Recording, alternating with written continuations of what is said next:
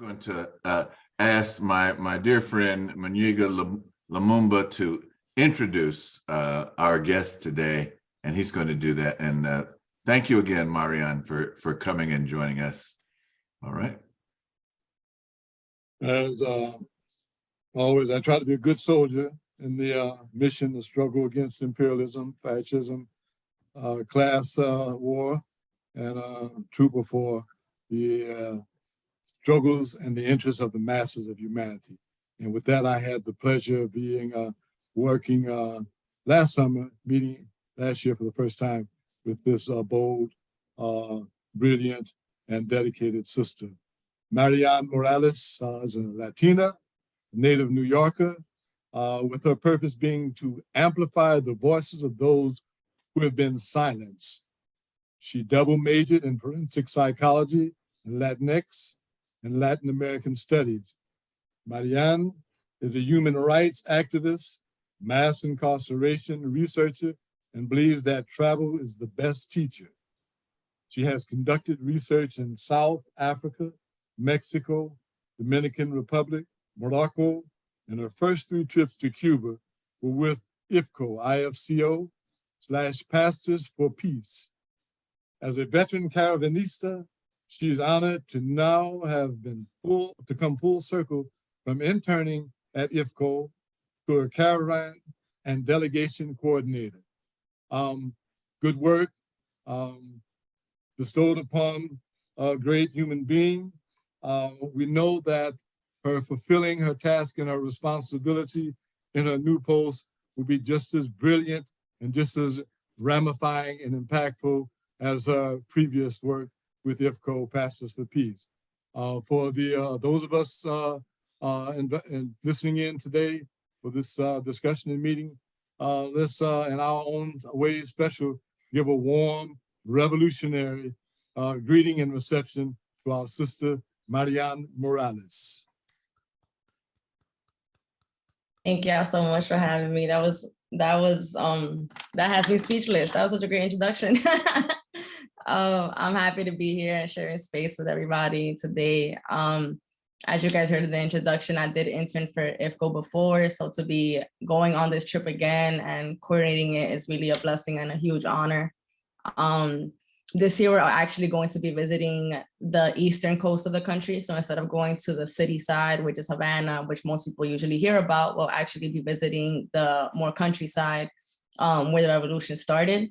So I'm going to share a presentation with you all, which will, and I'll end up speaking about more details about the trip, but I'll also give an introduction about dismantling or deconstructing the colonistic ways of thinking about Cuba and the propaganda that we've been fed a lot here in the US.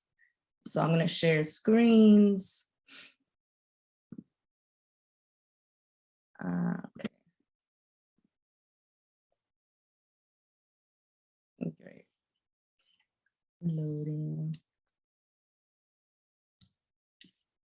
So Cuba is a small island, or what we would consider small, considering that we live in the United States or in Mexico and different continents. It's an island about 90 miles south of Florida, depending what part that you're at. So a lot of us usually ask the question, us being revolutionary thinkers and being exposed to knowing that there's a lot of propaganda that's fed to us, we usually ask, like, what's the issue with Cuba, considering that we get fed a lot of negative perceptions about them and about the island and about the people, and anything that has to do with Cuba, we've been pretty much blocked off. So to start off, I'm gonna show you guys this video that was recorded during our last caravan trip last year about what we do, and also the culture that we also partake in, because we're there in solidarity with our brothers and sisters there. And we don't only do work, but we also dance and laugh and learn from one another. So part of the goal of going to Cuba with this organization, with IFCO, is to learn from the people instead of just about the people. In the US, we get to read a lot or see somewhat of news and different articles. So here's this.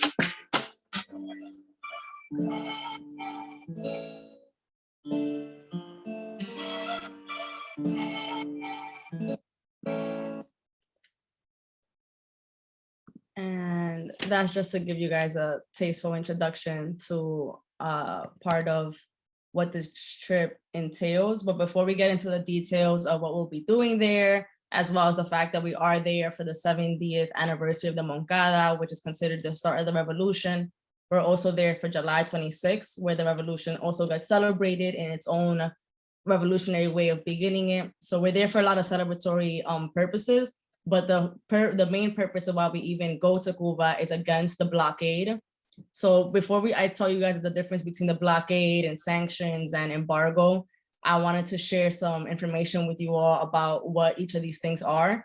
So sanctions are more of a, usually tend to be more of an economical term. So blocking different countries. If a sanction is placed from the US on another country, they're usually blocking trade. So whether it has to do with food for their citizens or has to do with medical supplies or traveling rights, there's a lot of restriction when it comes to this, and that affects any country's economy. So I'm gonna play you guys a video on how this affects particularly Cuba, and during the pandemic, how they were able to still be able to grow through it and not just be held back through the sanctions.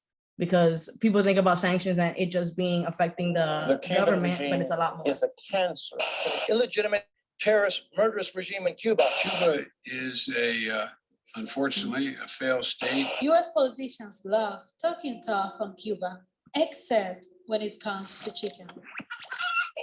66% of the chicken that's eaten in Cuba, which is the staple protein in Cuba, comes from the United States. In the first 6 months of 2021, Cuba imported $123 million What if worth I of told chicken you there from was the a United country? States. Sorry, Chicken guys, from give me one source to second. Cuba are a that talking was able point to in keep Washington. its COVID-19 The argument goes, produce its own if vaccines Cuba and roll imports them out so to over much chicken from 95% the of its US, population. then At the one of the embargo fastest can Sorry, be one allowed. second. That's The a terrible technology is spin. having me- Cuba. Here It's we a pretty go. remarkable story. This will make it easier. And we're back. What if I told you there was a country cut off from much of the world's trade, but that was able to keep its COVID-19 deaths low, produce its own vaccines, and roll them out to over 95% of its population at one of the fastest rates in the world? That country is here, Cuba. It's a pretty remarkable story. Cuba has been under a massive US trade embargo for well over 60 years. That means companies cannot do business here, and it can be very difficult to import things. Siempre ha existido el bloqueo, siempre ha sido terrible, pero cada vez ha sido más estricto. Yet it dealt with COVID so well. How? The Cuban government has spent decades investing in its health infrastructure and making its own life-saving medicines and vaccines. Fue una decisión estratégica del país, no de ahora, de la pandemia, de hace mucho tiempo, de desarrollar la ciencia, de poner la ciencia en función del bienestar social y de la salud pública. So when the pandemic hit, while other developing countries were forced to scramble for scarce vaccines, Cuba made its own, 3 in fact, with efficacy rates over 90%. Todo el mundo siente este resultado como propio, más que una vacuna es un país. But unlike those other corporations who produce COVID-19 vaccines, Cuba shared its with the world. It sent doses to other embargoed nations like Iran, Venezuela, and Nicaragua, and collaborated with countries like Argentina and Vietnam. Si el bloqueo no existiera, hoy no habría limitación para generar suficiente número de dosis para muchos países del tercer mundo que en estos momentos no necesitan. These are the 2 planks to Cuba's world-leading health system: sovereignty, develop the capacity to build things ourselves, and solidarity, help others who need it. This model of health internationalism and sovereignty is a lesson to us all. By nationalizing production and developing industries, countries can coordinate production and distribution. And when big health emergencies happen, we're responding to the interests of people, not big pharma.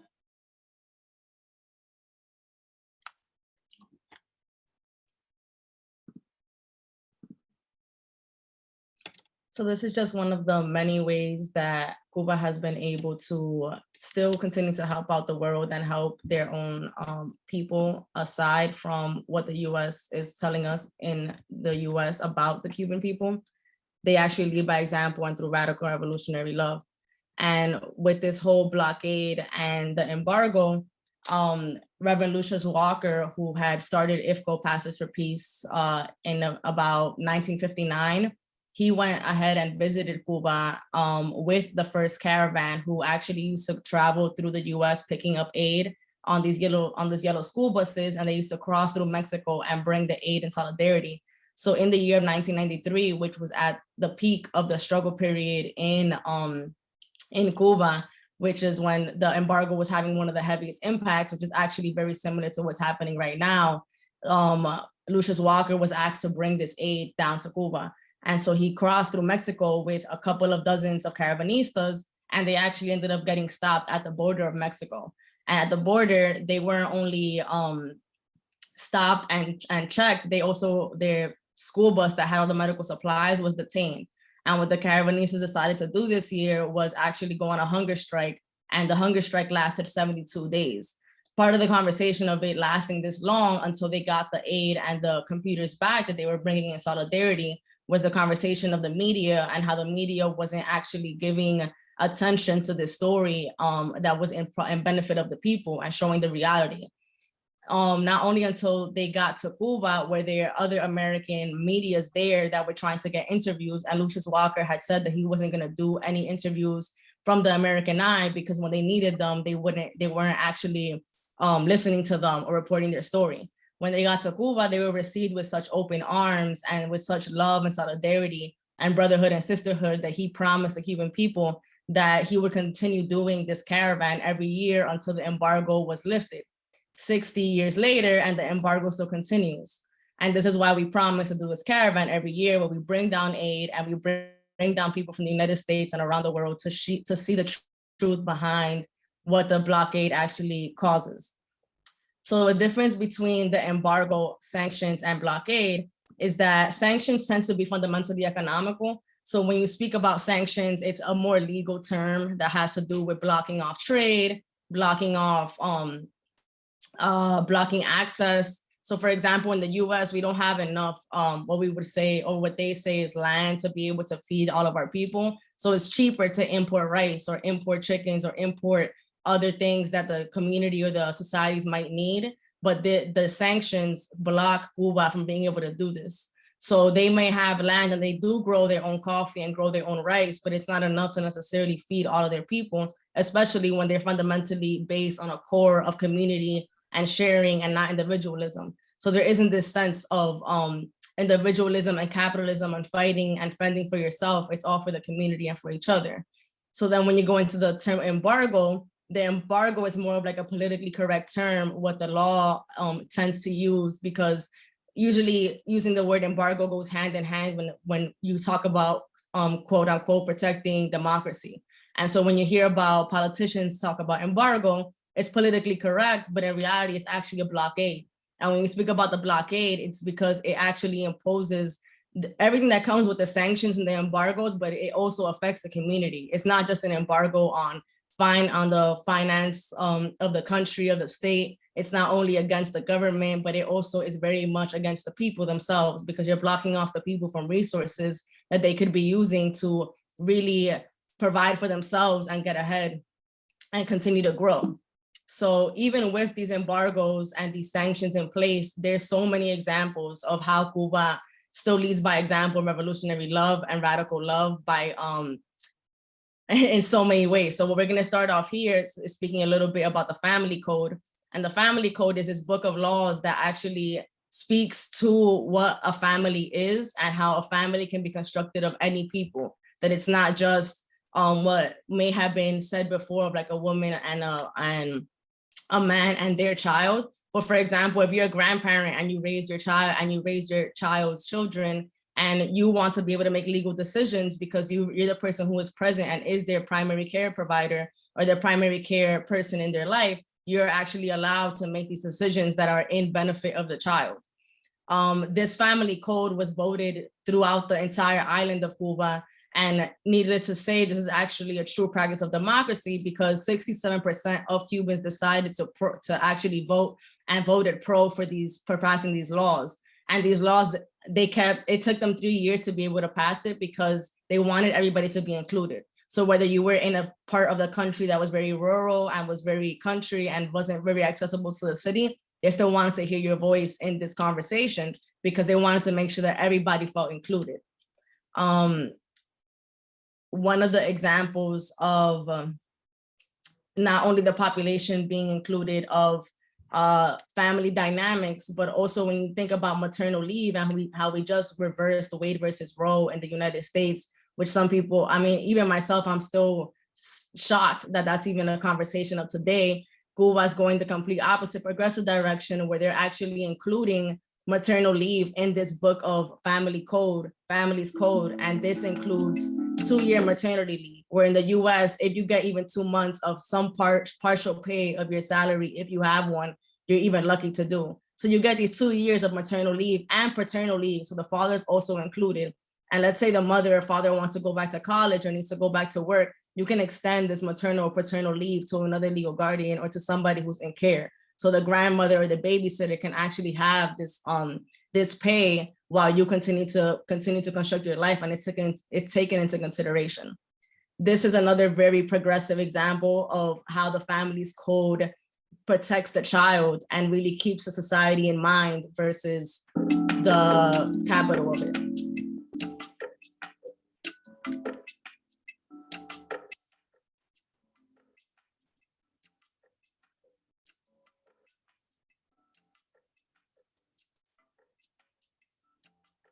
Código de la familia que viene a remover todo lo que son las bases del patriarcado, del costumbrismo, del machismo.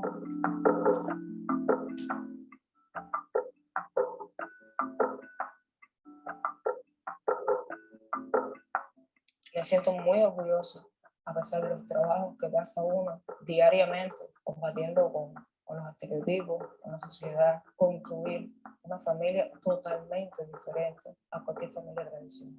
Siempre quise tener hijos.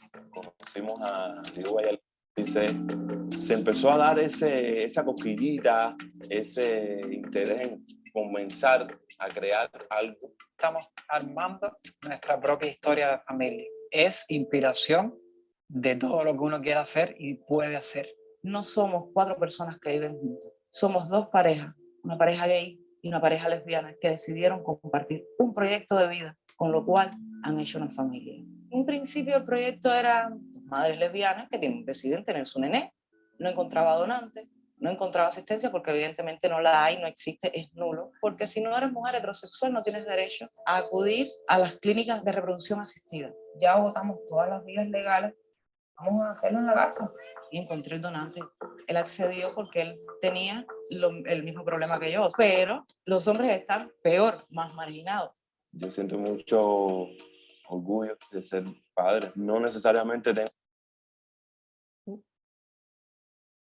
tengo que ser el padre biológico de una persona para sentirme padre. Alejandro, bueno, es la pareja que me acompaña.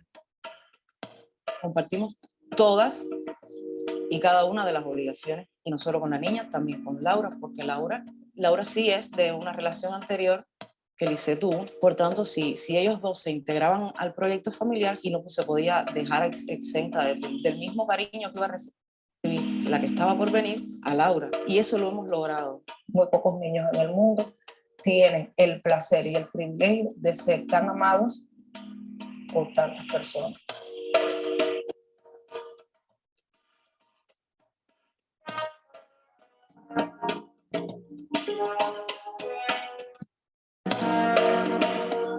Porque no solo me estás violando mi derecho como ser humano, sino que además estás violando el derecho del niño. Ahí no le puede faltar ninguno de los integrantes de la familia.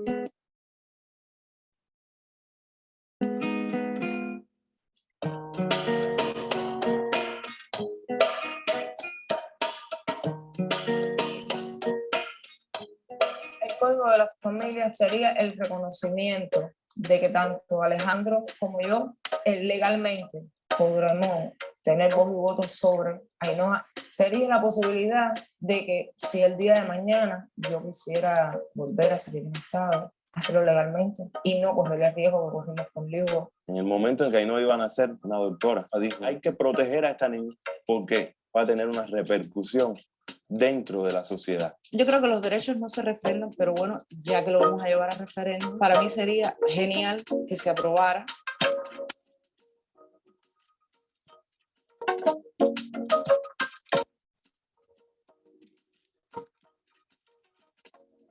Este código va a ser incluso vanguardista para Latinoamérica. Vienen recogidos todos estos derechos que se nos han negado a las mujeres y en especial a las mujeres lesbianas. El Código de la Familia en Cuba está desmontando un código anterior, rígido, homófobo. Va a cambiar la mentalidad de este país y la manera de asumir las infancias, las reproducciones, las adolescencias y las responsabilidades parentales.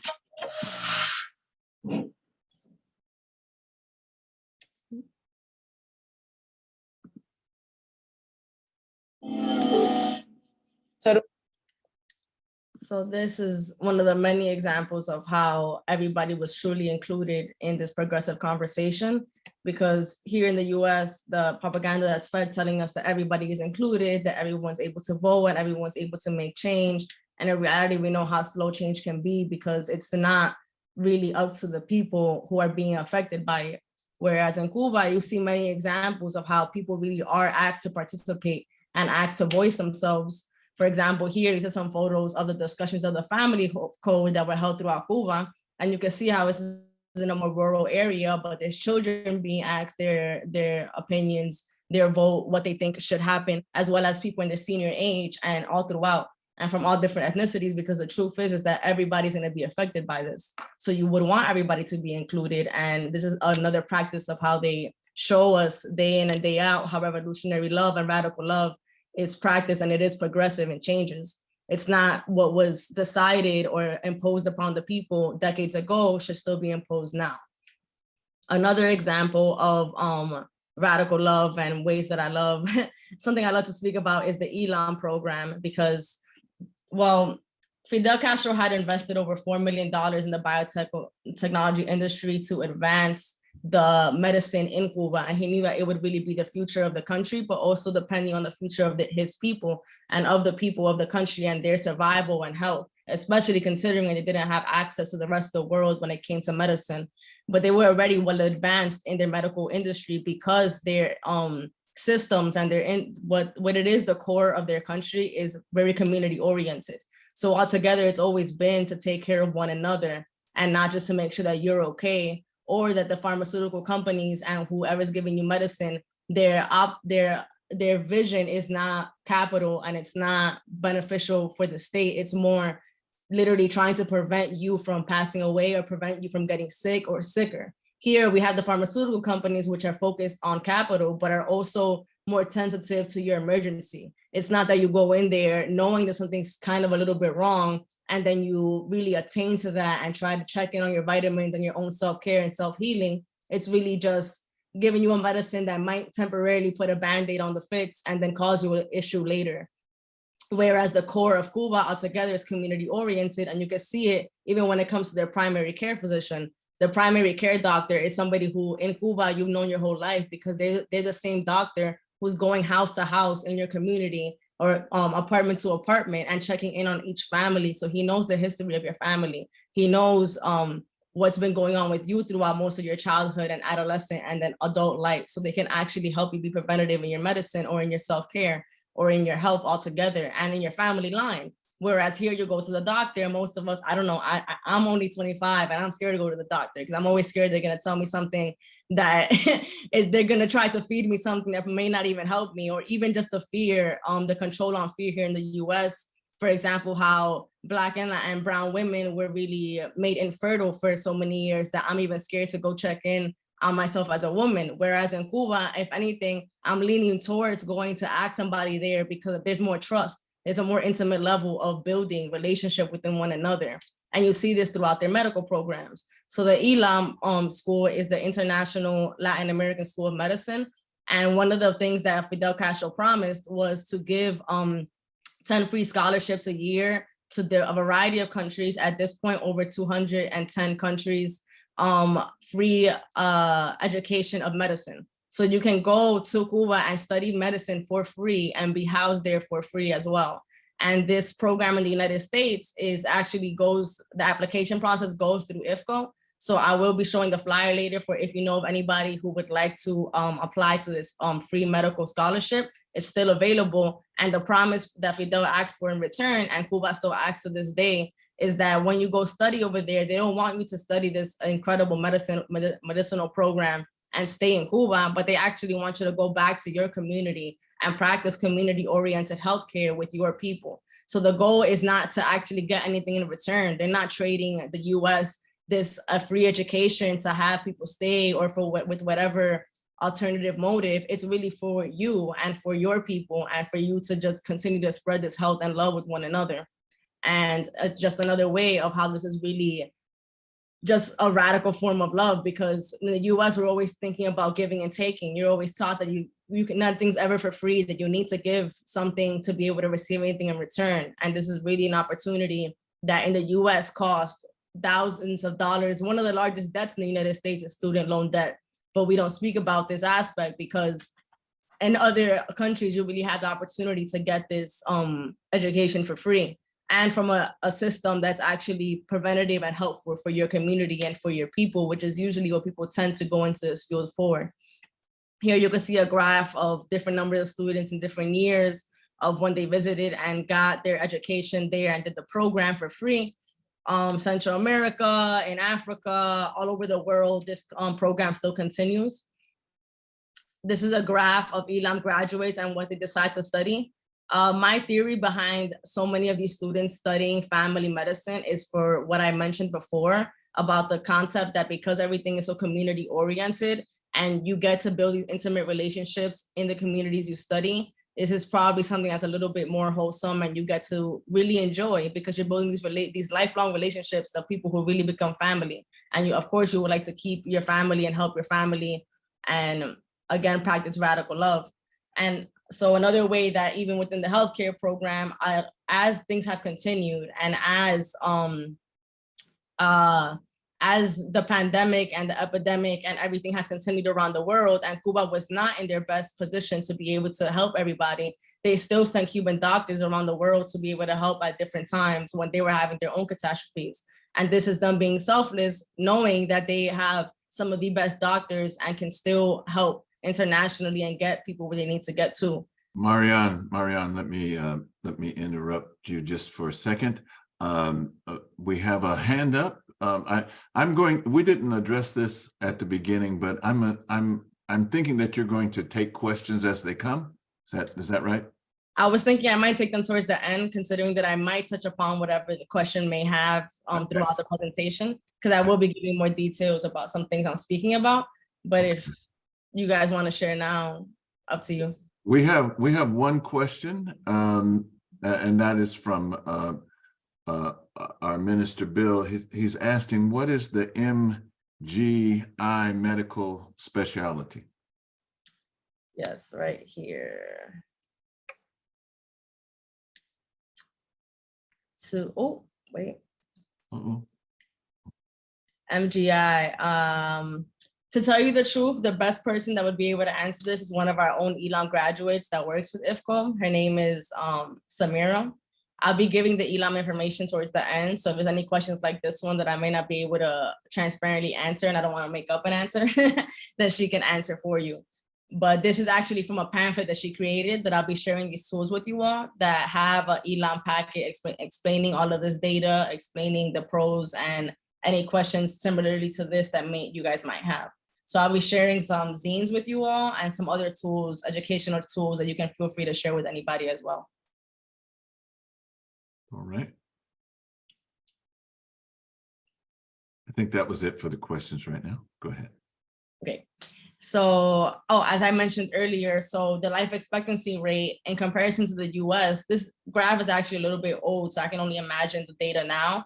But what you can see here is that life expectancy rate in the US has actually been declining for the past couple of years, whereas in Cuba, it's been increasing. And you can see how the increase, it comes from the medical care of the people. And even with this blockade, this inhumane blockade, you can see that Cuba really they're not victims, and they don't victimize themselves in the situation. They still find their ways to use what they have and the resources they have to really better their society.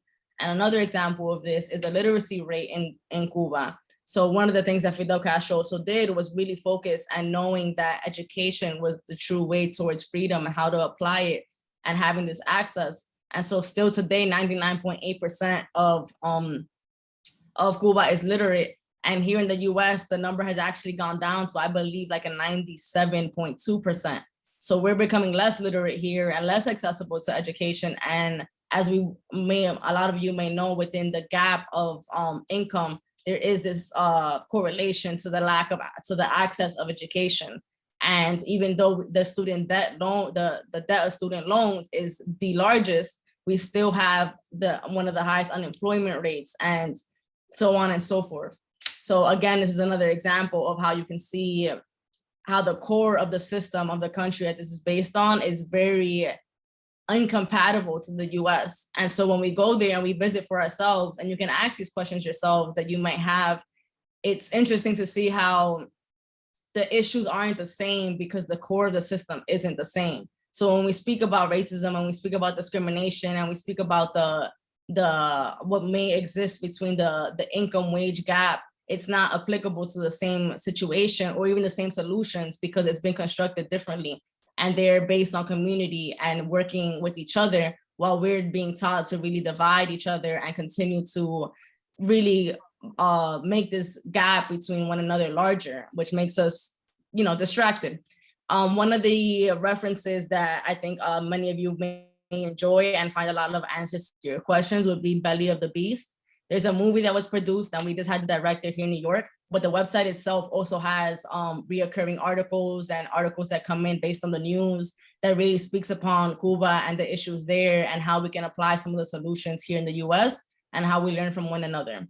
So that's Belly of the Beast. And one of the links that I'll also include in what I sent to you all about tools to educate one another and anybody else who may have these same questions, because we know that most of us are really in the US and we don't travel fed a really narrow perspective. Although we may think that we have our own voice and our own opinions, we get fed so much propaganda and so many commercials on a daily basis that we do need to untangle a lot of that, and these tools can be helpful. The Cuban Five are really national heroes in Cuba.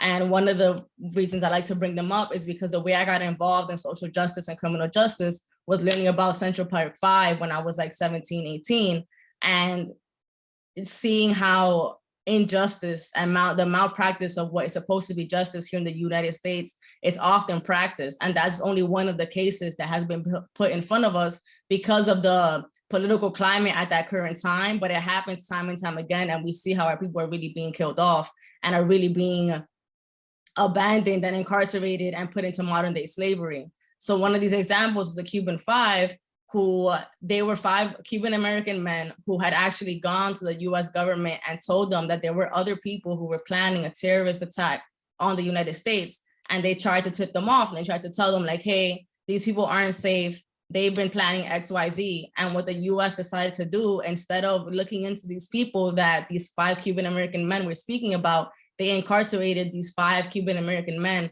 for 13 to 15 years. And while they were incarcerated, they said that they were actually the terrorists and they were the true issue.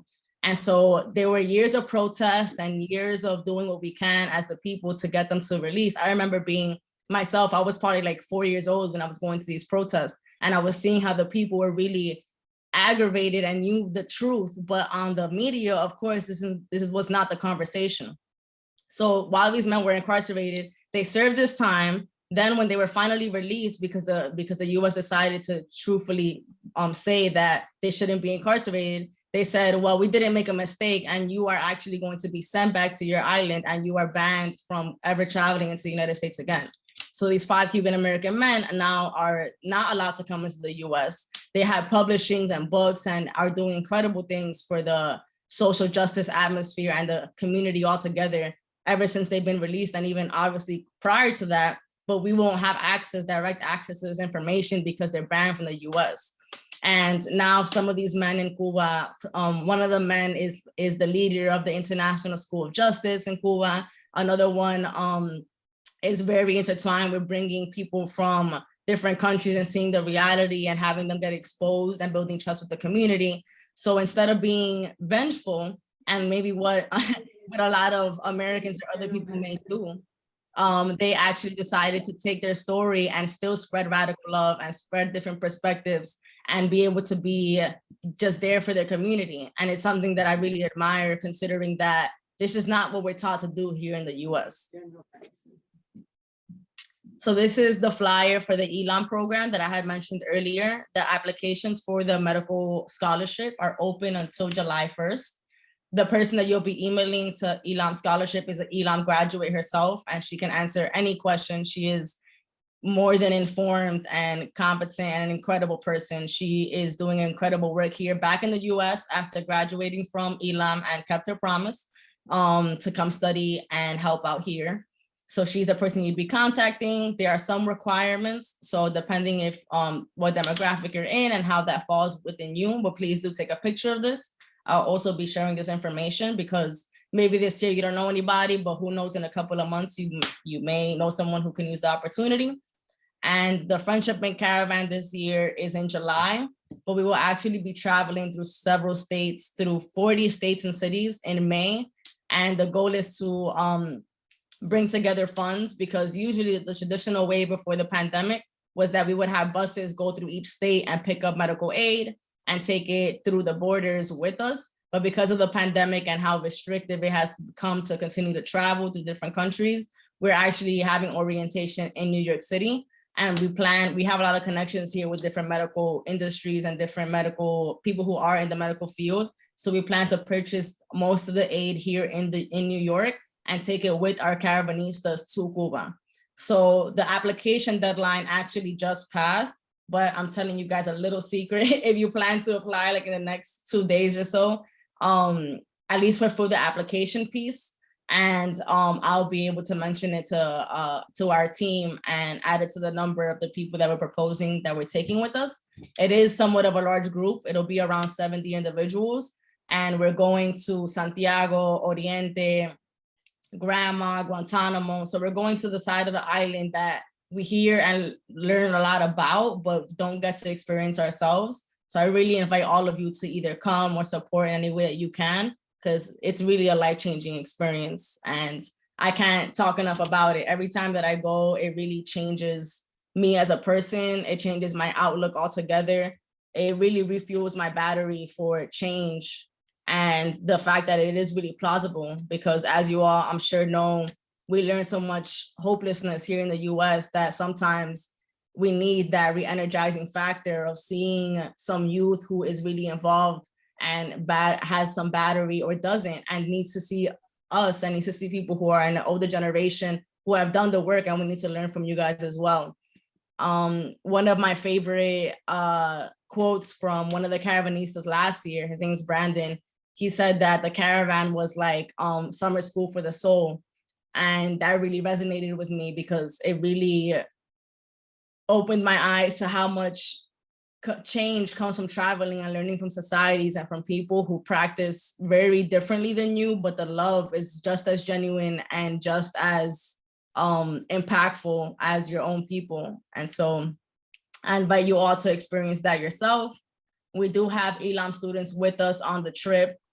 We have nurses and doctors with us in case of any emergencies. So you are in safe hands. You get to see for yourself how there is not really propaganda. At most, you'll see revolutionary art around you, but it's a really huge break from all this ingestion of propaganda and commercializing and capitalism that we often soak up here in the US, whether it's intentional or subconsciously. And yeah, this is my information. If you guys would like to take a picture, feel free to email me any questions. I will be sharing with Asada and Muniga the toolkit that you guys can all access as well. It has the family's code in English, so you can see truly what an example is of being inclusive of all people. It'll also have some zines on what state terrorism is, because Cuba is also on the state terrorist list, which is actually only constructed by the United States. And on this list is Cuba, which means that they don't have access to the World Bank. They also have restrictions on traveling. They have the sanctions. It's really an inhuman, immoral blockade that continues to happen. And although the US is one of the only people who believes that this should still continue, they continue to have this perception and this imposition, because even once a year, we actually vote in the United Nations. More than 90 countries come and vote. And the only people who actually vote pro this blockade is US and Israel. But the rest of the countries, over 80 countries, stand up on that stage and talk about how immoral and inhumane this blockade really is. And the US continues to impose themselves because Cuba won't cave and give their resources to the United States. So I really invite you all to come see it for yourself. I really appreciate being here with y'all. And if you have any questions, I am open to answer. All right, thank you. Thank you very much. I have a question, and you may or may not know the answer to this, and perhaps, oh wow, LaDonna has joined us. All right, good to see Heyman. I'm just acknowledging some people that I haven't seen in a while. The Monroe Doctrine.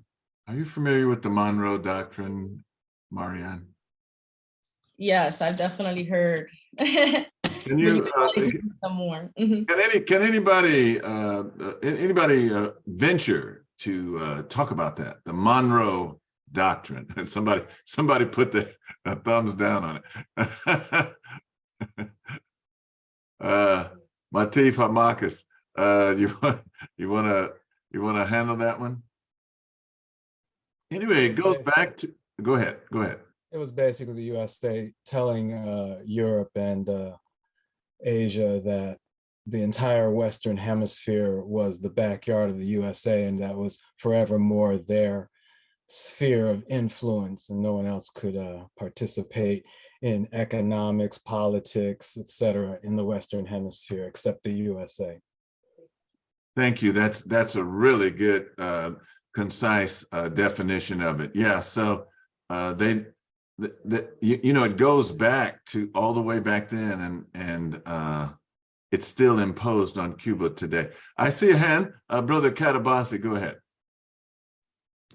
Good evening, Sister Marien, and to everybody in the audience. I was curious if you may be able to expand more on the family codes. It looks like there's a lot of different family combinations involved in this code, and I wonder if you may elaborate a bit more on that. Yes, of course. It's one of our favorite things to talk about, because how do I explain? So it's this book of laws that really, down to the detail, explains how what you consider family really is family. And what's in benefit of creating a family is not the capital or the business of what more so we talk about marriage being here in the United States. So here in the US, when you think about marriage, at least in my generation, we speak a lot about how it's been imposed on us when it comes to the taxes and reporting, and it not being a ceremonial practice of more of intertwining your either masculine and feminine or different types of energies together and really constructing. It's been more entitlement of a business feature, versus in Cuba, it's never been a conversation about it being business or capitalistic oriented. It's really about building life together, whether it's having children or building what you're building as a community once and for all. And so what they did with that was that they decided to create this families code, which really addressed all of these issues that they saw rising because the population is progressing. And something that I like to admire and speak upon is how progressive they really attain to their laws, this being the case. Like, for example, here in the US, we speak about the 13 amendments, whatever amount of amendments, but they were made back in whatever century, back in whatever decade, sorry. And in this decade, it was these white men who were really trying to profit off of them. When they were thinking about men are equal, they were thinking about their 1% and they're just themselves. So when you speak about incarceration, which also has a lot to do with families and breaking families apart, you're speaking about all these areas that affect the families and the dynamics and what true like influence and power and law they have over their own life that they're creating, versus in this families code, it's actually directly addressing these issues and saying that the care, the love between one another is really what is at the center and core of everything. So if your family happens to be that your parents are a lesbian couple, then they should both be able to still have say in what happens and give permission and still receive whatever help they can for the family nucleus, and not have to go through outer means to be able to have resources and help each other and one another survive. So whether it comes to it being different forms of family, or even how the family plays out over the years of creating one, then the family's code really speaks about all these angles and making sure that everybody has their rights to love and to have and to be able to build with one another. So it's a lot of details within it. And the whole point of it was that everybody would be able to vote. So it wasn't just Congress or just the state senator. It was really everybody's representative all over the country had to come together. And it took them all these years to build it because they wanted to make sure that things weren't unjustly underruled because of any situation. So I'm going to share the link with you all of what the family's code itself, so you can get a grip of more details of what they speak on. But it's so many because we're all so different, and everybody should be considered as family and have this access to resource and love. All right, we have a question from Minister Bill. Go ahead, Bill. Is Cuba able to get imports from China or even North Korea or any of the other communist countries? So right now, they just actually had the most access to Russia in getting imports of fuel, because they're not trying to actually trade so far, because considering how much fuel costs and how much it costs to trade altogether, ideally you would like to trade with your neighbors. And formerly to this trading fuel with Russia, for example, they were trading with Venezuela because Venezuela is their right next door neighbor. But then the US came, like the bully that they are, and came and put their foot on their neck and told Venezuela, hey, if you don't stop doing that, we're also going to place some sanctions on you. And so now you see that Venezuela also has these sanctions imposed on them because they were just helping their neighbor. They don't have an unhealthy relationship with Cuba, but they're being bullied into restraining from helping their neighbor solely because the US has a different agenda. And so now there's this conversation of all these immigrants that are coming from different countries. And there's actually, when you go to the Mexican border, it used to be just a genuine, let's say like office for when you receive people who are crossing the border. And there used to be a little separate office for just Cuba. And now that little office also pertains to Venezuela, because they're trying to catch these people who are immigrating, which the issues are actually like trickling down from the US. It's not because of their own government or their own people, but they're being propagandized and they're being recorded like, hey, why are you running from your country? And they're saying, oh, it's not safe there, which is, there's a truth to that, but it's because there's these sanctions that are imposed by the US and this embargo as imposed by the US that's causing people to not have access to this resource. So Cuba has access to maybe some other continents, but it's like, how really economical can that be? And what can you truly afford when you're on the US state terrorist list? So you can't actually even access the World Bank. So although there is this option of Russia and North Korea, but in all reality, it's like, you're not even trying to step on anybody else's toes. You're just trying to survive. And so the short answer is yes. And the long answer is, but no. And North Korea and Russia are actually pretty unproductive. They don't export a lot, right? So right. I was really thinking China, and even China isn't really a strong partner. No, and then considering that China has its own also agenda on being able to, in what they would call invest and be able to have some control. And the whole idea is that Cuba is just trying to, keep control of themselves. They're not trying to have anybody else impose themselves. So that makes me think of Guantanamo. And one of the reasons I would love for you guys to come see it is that a lot of us think that it's just a prison or just a military base, and it's actually a whole sector of land. Like it's the whole Guantanamo itself pretty much, besides what you would call the border of it. And you see how the US is occupying space, and they tell here in the US or internationally, they'll say like, oh, we're paying to be there. Like we've been giving Cuba, the Cuban government, money to be able to have this access. And Cuba has not taken a dime from this money because they've never said yes to them being there. So it's really an imposition that's immoral and continues to affect the community, whether they have some sort of legal access to trade with other countries. It's like, how possible really is it when the US has been able to manipulate everything based on fear and access and, you know, control on emotion. And so it's really hard. It's hard to see it. So it's hard to see it in person. And I invite all of you, not because it's anything near vacation, because it's not, it's really difficult, but it's a great way to really have these conversations with the people themselves and really see how the revolution still continues. All right, thank you. I think Go ahead. Go ahead, Maniga. Go ahead. If I may, a good example regarding Brother Bill's question. Shortly after we left Cuba, there was a lightning strike that hit one of the refineries and caused this massive explosion and fire, which burned for days, depleting a great deal of the energy resource that was, of course, scheduled to be used for heating and whatnot, production for the masses of sisters and brothers in Cuba. The Russian response, if I remember correctly, right away, was they sent oil tankers to Cuba, and they've been consistent since the period, the special period in which there was so much political turmoil and conflict within the the Soviet Union's reality at that time that they weren't prepared to help much of anybody, not even themselves to a great deal, because they hadn't worked out their contradictions.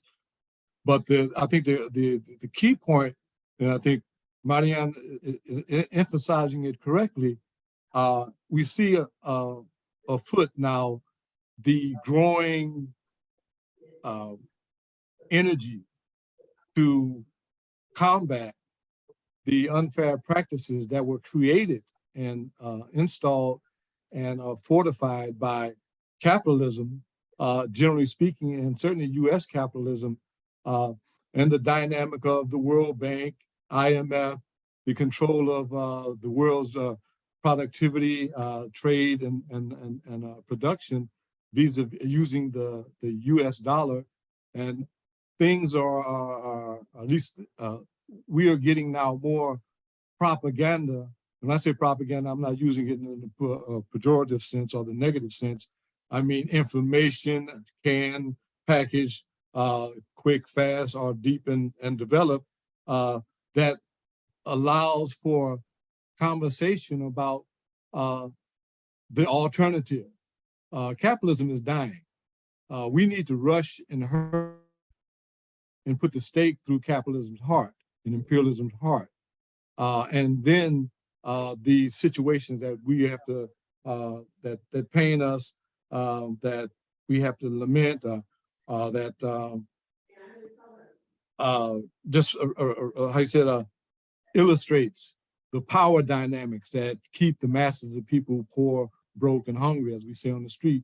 And the fat dogs, I'm not going to, well, the fat dogs or fat cats, depending on your preference, like the corporations, keeping them in pocket and at our expense, and at the dehumanization, the exploitation and appropriation of the people's resources, dreams, hopes, and brains is a phenomenon that only we can solve and we can crush. I think we're seeing now. I was happy when I read about Venezuela sending aid to Cuba. I was happy when China is not an oil country, but I was happy when I heard that they were sending various forms of relief. And I think that's the courage that some of the countries are having. We have to equally reflect that courage in terms of our own individual struggles and the information and propaganda and lessons that we think are valuable in terms of our people's and the world's people's dignity and emancipation, you know. All right. Are there any other questions or comments? Thank you, Brother Muniga. Yes, you're welcome. I have a question. So, and maybe Marien, am I saying your name correctly? I'm just sorry. Yep. Okay, good. So how is Cuba able to, like, okay, some of the pictures that you're showing, they're still driving like 57 Chevys. How are they able to maintain those parts and keep those vehicles running? It's really the people. Like, I've traveled to several countries and they're the most innovative people that I've met. And I think it has to do with the lack of access to a lot of these resources that they've been able to really self-sustain themselves and really find a way to make the best and make things last, versus here in the US when we're so, all this information is being fed that we need to be consumers. Nothing is made to last at this point. Everything is made to break so that you reinvest more money into being able to feed into the economy. And it's this cycle of just wasting and wasting material. Where in Cuba is they have and they make the best of what they have and they construct this way. Like, again, it's within the community. So you probably know somebody who knows how to fix something if you don't know how to fix it yourself. And you're not told that it needs to be capitalized. You're not told that you need to start a business, that everybody needs to be a business owner, that you all need to be, that then your next door neighbor is your competitor. It's really, we need to make the best of what we have together. And this really fills us with joy because we believe that the community is what is the best and what is the most beneficial for all of us is for all of us to be in health. So I've seen the oldest cars, I've seen the best art, I've seen the best performances in Cuba because it really comes from a space of love and from helping each other. So these cars are really maintained by them. All right. Sugar D has her hand up. Go ahead, Sugar D. Yes, I definitely want to thank you, and I thank you, and I'm a little taken back with looking at how Cuba is now. And I remember my childhood before integration and how our communities were then.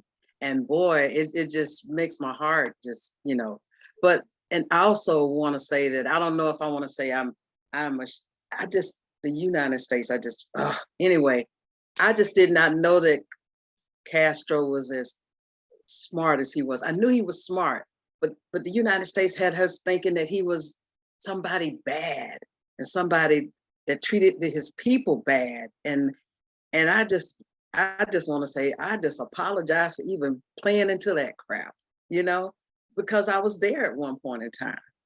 So I thank you for, you know, just letting us see what it really is like there, just giving us a glimpse, because I bet it's just fantastic and phenomenal just to see people in the community living together, one another and helping one another. And I'm just ecstatic about it. And I thank you for presenting that to us, to me. Thank you so much for allowing me the space and for listening all together, because we're really taught to not listen to one another. And one of those things that I always tell people when I'm like, come visit, it's because of that culture clash that I really had, especially the first time I went.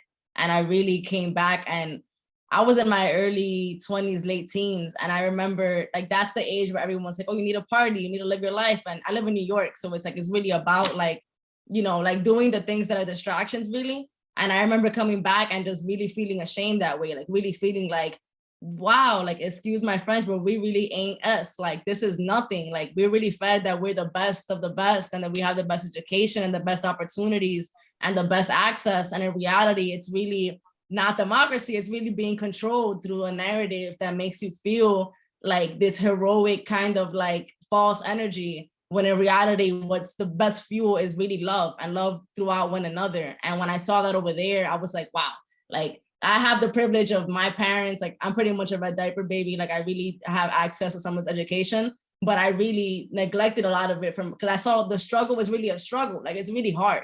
And it's hard to be able to have these conversations with people, especially like when they don't want to listen and people don't like have been being fed something for so long. So the best way is to really see it. So I mean, it doesn't get any easier. Like it's still hard when I'm there and when I come back, but it's worth it. And it's worth having that hard conversation of like, people really people really live through love and really live that and practice it on a daily basis. And it doesn't need to be like this. It doesn't need to be so against one another and distracted by the wrong things. So again, thank you for listening and for y'all for having me speak.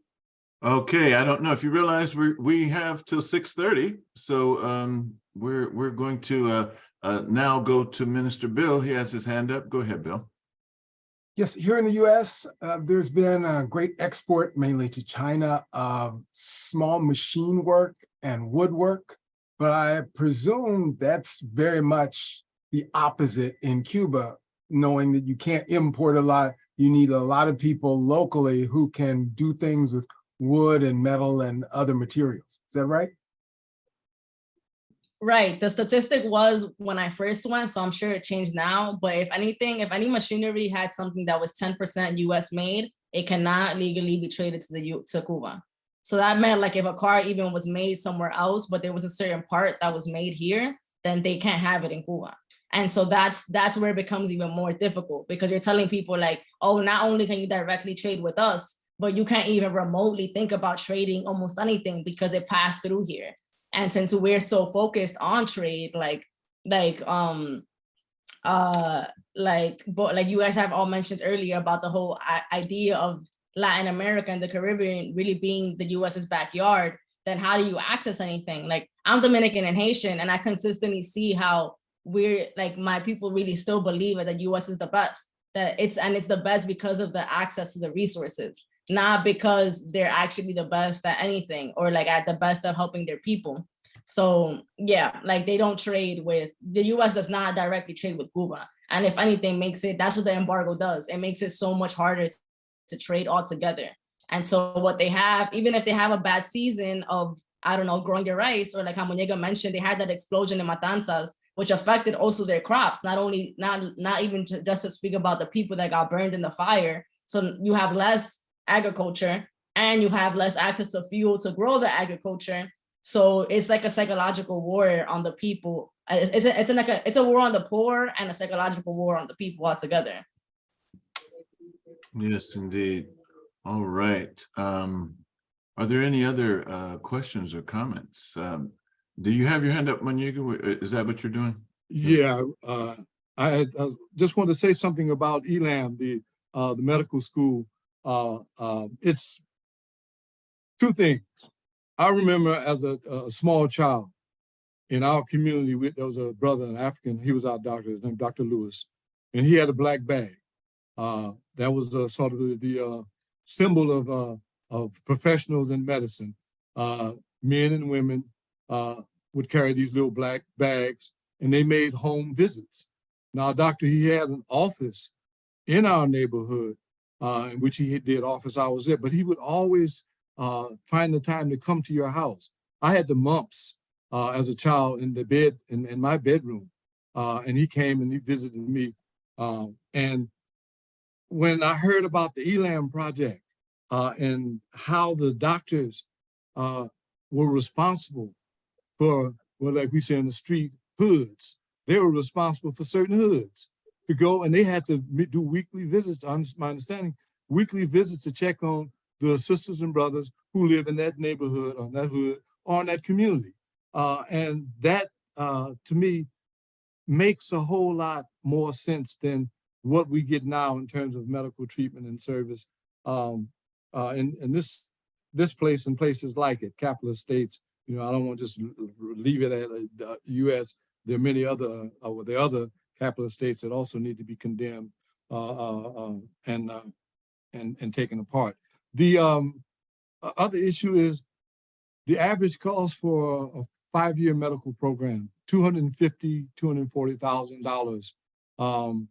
And we know about the damage that's done to education, generally speaking, and to young folks who want to do something to help the health of the folks in our communities. They can't afford the $240,000. And I remember going back to when I was a kid, there was a lot of conversation about what do I want to be when I grow up? Or your grandmother or your granddad, your mother, your father, oh son, oh daughter, I want you to be a doctor when you grow up. And that was a dream. It was like what Hansberry said, the dream was deferred very rapidly in America. And it's gotten worse. It's a nightmare in terms of just trying to live from day to day in America. We don't have even the luxury to contemplate a different way of living or dream about a life where we could be doctors and physician aides and nurses and healthcare workers because the impossibility, so to speak, of climbing that wall to get to the brass ring and become that doctor. So we need to, as much as we can, try to work those sources. If we know children, if we belong to organizations, if we belong in churches or mosque or community groups and clubs that have young folks who may not be at that point where their hopes have been dashed and their dreams have been tarnished, that they are still have the optimism that, hey, I want to be a doctor, 12, 13, 14-year-olds. And there is a place for them, as we can see. 500 slots, I believe, and Marien, she can put the correct figure out there if necessary. But I believe 500 slots are awarded to the US from Cuba. And we had, I think last year, 120, 130 students. So we had, what, my math is bad, but about 380 spots that went unused. So if we know folks, if we know churches, if we know mosques, if we know social groups and clubs, political organizations and whatnot, and they have that access to that clientele, you can contact us. We are actively trying to work a recruitment program, particularly for the West Coast, I would say the Left Coast, and try to get some young folks involved in the program. And we could orientate them and orientate their parents especially, so that we can perhaps generate some interest and enthusiasm in utilizing this. Cuba has arguably the best medical system on the planet. That's, hands down, in terms of technique, in terms of analysis, in terms of communication, in terms of philosophically. We're treating human beings, not bank accounts. And that's the message that our experience in this society seems to have twisted. All right, thank you. Mama Fua has her hand up. Go ahead. Yes, thank you. And I really, really appreciate, all of the information, that has been shared about Cuba and the way it has built humanity amongst its people and throughout the world. And of course, there are contingents here in the US that are Cuban and Castro supporters. And of course, here in the Bay Area, streets have been named after Castro. And, there are a lot of people who have gone and been a part of the medical training program and who've come back and who have expressed, the brilliance of not just, the Cuban experience, but how the Cuban people themselves, deal with each other. And there are some components of those groups, that have made pathways into our political systems. And when sometimes, today people talk about the US people, they don't do this and they don't do that, they really don't know about some of those groups that are making real differences in their communities and in, the political environment, in the United States. But I certainly appreciate your offering, all of the information about Cuba, and still that Cuba is inviting people from the US to come and experience what it is really like, because that then adds to the foundation of us moving forward in the United States. But thank you so much, dear. Oh, thank you for sharing that, because it really is. I'm fortunate to have some mentors who always told me to go see things for yourself and really learn from the people and not only about the people. So this is really, I think, an incredible opportunity to do that. And then also considering that with a country that has been backstabbed and been being treated the way that they have been by the United States for so long, it's hard to go there on your own and really experience this level of trust between one another and build these relationships in such a short period of time. But when you come with an organization like IFCO that has been working in solidarity with our brothers and sisters down there for so long, there's already this level of trust that already exists within one another, and you can ask these questions and know you're gonna get a solid and honest answer, whether you go out on your free time and go and say that you're a Caravanista, or if you go and you do it during one of our events and you meet people while you're there, because we're bonding with the community. And when we go to the side of Havana, we go visit the school ourselves. We go to the Elam school and you get to see truly how they're trained and how they're learning and the ambiance and the environment. And they're not treated differently from any of the Cuban people. Like, you're really there basically as a Cubano yourself, and you get to experience a different way of living. And one of the other facts that you guys reminded me of that Moniga, Sara, and I actually learned on the last caravan we went on, we got to visit one of the lab facilities, and we got to get one of the presentations that were in the picture from the former caravan was one of the scientists giving us a presentation on how they had actually found a vaccine for COVID long before Johnson & Johnson and these other pharmaceutical companies had found it. But what the US did in terms of being able to block this was telling Cuba, like, hey, you guys need to pass this certain type of analysis that, by the way, you don't have access to because you don't have access to these machines, but you need to pass this assessment, this analysis, so that you guys can actually provide this for the world. And so really what it was a competition for capital, because they knew that a big pharma, whoever comes up with this vaccine, they'd make the most profit because the whole world is trying to figure this out. But the difference is that Cuba's trying to figure this out for the health and the betterment of humanity and their people, versus pharmaceutical companies who are like, oh, we're gonna make the most money and the most profit off of this. So there's just so many examples day in and day out, and you see it while you're there, even for that short period of 10 days to 2 weeks, and you see how they practice this all over the country, all over the island.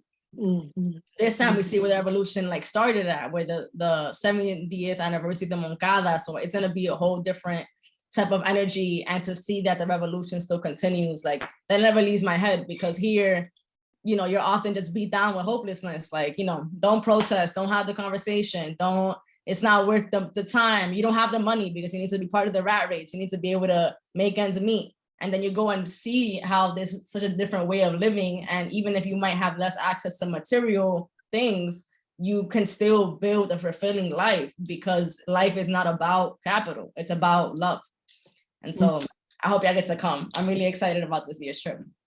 Yes, and the World Health Organization, has had a lot of responsibility for authorizing COVID vaccines and stuff like that. So it isn't just the US, when you look at it from a global perspective, Cuba has been given, I think the responsibility and the support for dealing with the vaccine. And you can see how it plays into any issue, because again, the United Nations vote every year close to November, and every country is like, this is immoral, this is inhumane, and US and Israel are like, no, but we should stick to it. I have a question, and this may be for Brother Maniga might be able to answer this question. And that is, back during the Mozambique revolution and strive for independence, Cuba sent troops to Mozambique. Is that right? Yeah, not just Mozambique. The forces, People's Security Forces from Cuba, largely in the apartheid, fighting against apartheid in all the areas that were significantly involved in armed struggle from Mozambique to swap with Southwest Africa, Namibia, Angola, and South Africa, the Republic of South Africa itself. Those were some of the, for us, history, evidence of being a true humanitarian, that you would leave a place of comfort, albeit, struggling and rough, because of America's bullying tactics. But you would leave Cuba, you would go to Africa, and you would give your life, your physical life in Africa, because Cuban nationals, men and women of Cuba, died on our soil in Africa, fighting alongside of us, shoulder to shoulder, against Voister, Ian Smith, de Klerk, and all the racist, bigoted, and the U.S., because the U.S., if you remember, don't forget history, Malcolm tells us, all of our studies. The U.S. was an ally to the apartheid regimes in Africa. There were two countries, large countries, and then there was Cuba that made a triad that gave us support in blood, in treasure, and whatever to fight to crush apartheid. That would be China and the work they did with the PAC, the Pan-Africanist Congress of Azania, benefited from restoration, training under the leadership of the Chinese freedom fighters and their government. There was the Soviet Union, and they're talking about Putin now. Well, there's no question as to why Africa has not betrayed Russia in their fight against the puppet Ukraine. There's no question, because when Africa called, Russia answered, and Russia lost blood and bodies and resources on our soil in Africa, fighting against our sworn enemy, the white races of South Africa, Angola, Namibia, and Zimbabwe and Mozambique. Got pictures, I've seen pictures with Putin as a young man in a guerrilla training camp with Samora Machel out of Frelimo, the leader of Frelimo at that time, before his tragic assassination. And Cuba was a small country with the big voice, because they didn't play. They came in to work, and they put in work. And so this is the solidarity that it's going to take to finish the task, And then we talk about a different sort of enemy, the natural or the biological enemy. You remember Ebola? When the Ebola scare hit the world, people in America are closing doors on, don't let them dark-skinned people in there, they got that African disease. When people at the airport, when they saw a brother or sister walk by, they kind of, how when the thing about the the activity that happens when a white person has a purse and they walk past two brothers and they kind of clutch that purse tight. Well, when Ebola hit, folks was doing the same thing, having the same practice, only they were pulling their bodies, their children's bodies, their husbands, their wives' bodies away from the Africans, because they suspected that we had Ebola because of the hype, because of the propaganda. Ebola was real. Many lives were lost in West Africa. Folks were scared, even medical folks were scared to go. They didn't know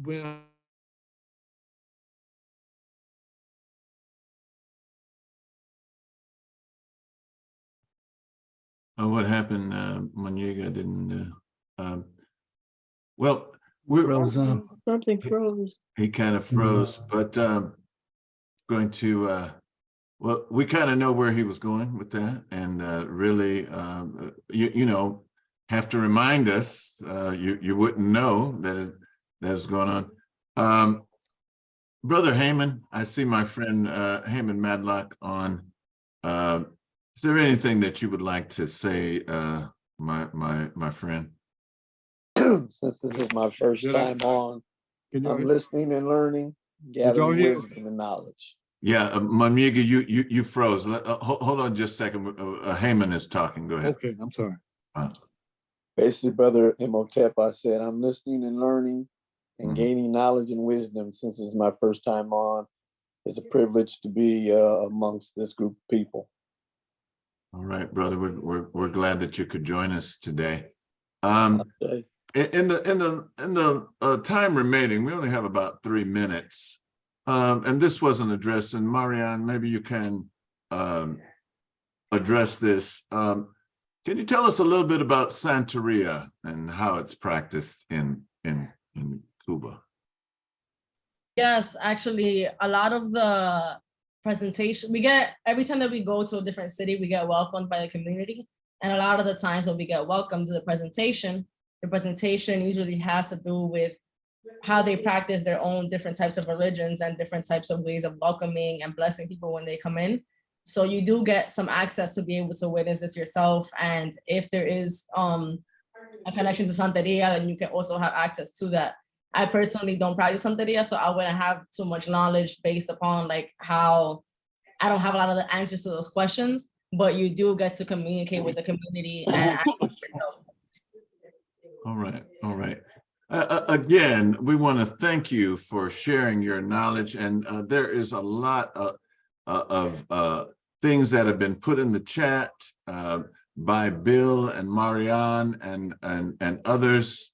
So I would recommend to you to save the chat, and you will glean a lot of information. Next week, Brother Keedy will be joining us, and tomorrow for a study of sacred scriptures, we're going to be focusing on stolen legacy. And those of you that plan to join us tomorrow, I would like for you to do this. I would like for you to do an etymological search on the word philosophy. Etymological search on the word philosophy.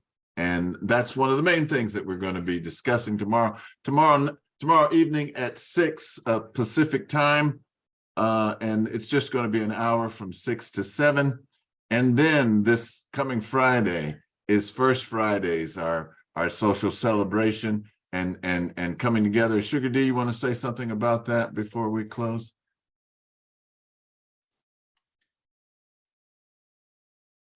Yes, I want to say that you guys need to come out so we can play some Jeopardy again. Well, it's Jeopardy again, and bring your thinking caps on and be in for a treat because we're gonna have some fun. So Friday, it'll be what 6 o'clock your time and 9 o'clock my time. So come on out, guys. We had fun last time. We did. I think Brother Katabazi won that. He ran away with it. Yeah, I think he did too. Well, we got some more for you. Yeah. Let's see who run away with these. She's been wavering. Hey, as we close, glad to see Arlene. I'm not sure if we've met.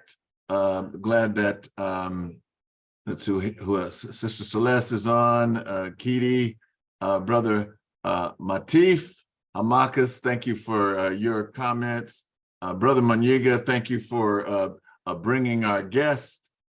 You and Isata bringing our guest. And I just want to say Saraswati, let me share this here. Saraswati is really doing great with these flyers. And so this is our flyer coming up in a couple of weeks that she's created. and we're going to be talking about Malcolm. It's Malcolm's birthday is May 19th, and on Wednesday, May 17th, we're going to be talking about our shining Black prince, Malcolm X. So come out and join us for that. And as we close, I want to just give a little Mongo Santa Maria.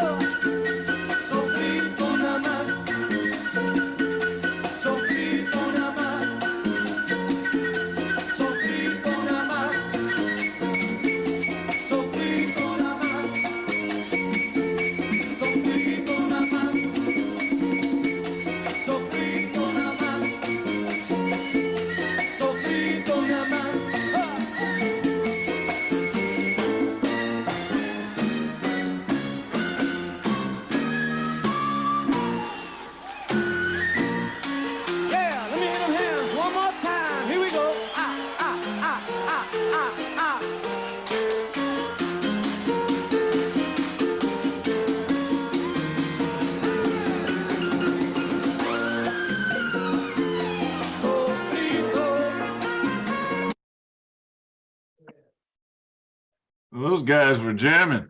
All right. Absolutely. Yes, man. Yes. Give thanks. Beautiful. Get me out of my seat.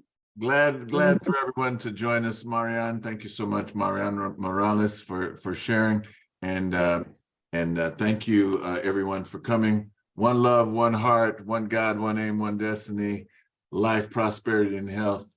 Take care. Live up. Live up. Live See you up. next time.